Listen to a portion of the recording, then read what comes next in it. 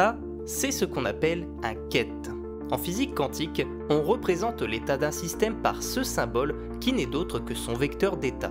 Contrairement à la physique classique où l'on symbolise les grandeurs physiques comme la vitesse, l'accélération ou encore la force par un vecteur dans un espace géométrique, en mécanique quantique, on matérialise l'évolution d'un système dans ce qu'on appelle un espace des états. Alors il faut bien comprendre que cet espace n'a aucun rapport avec un espace géométrique, où les vecteurs nous renseignent sur la direction ainsi que la valeur de cette grandeur physique. Par exemple, je peux décrire la vitesse d'une boule de billard avec son vecteur vitesse qui nous renseigne sur sa direction ainsi que la norme du vecteur, c'est-à-dire la valeur de la vitesse en mètres par seconde.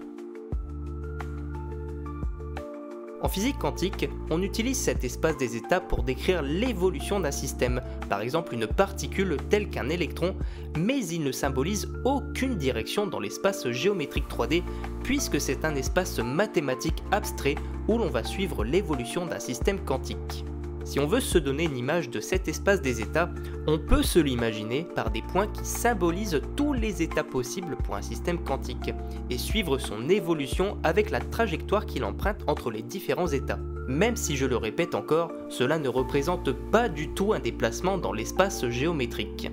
Contrairement à la physique classique, où on utilise un espace géométrique en 3 dimensions avec des nombres réels tels que 5, 3,14 ou encore 1 million, l'espace des états utilise ce qu'on appelle des nombres complexes.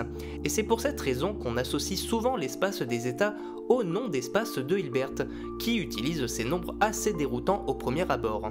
Ce sera d'ailleurs le prochain sujet de cette série, car nous aurons besoin des nombres complexes pour parler d'un autre symbole qui ressemble beaucoup aux quêtes et qu'on appelle un bras.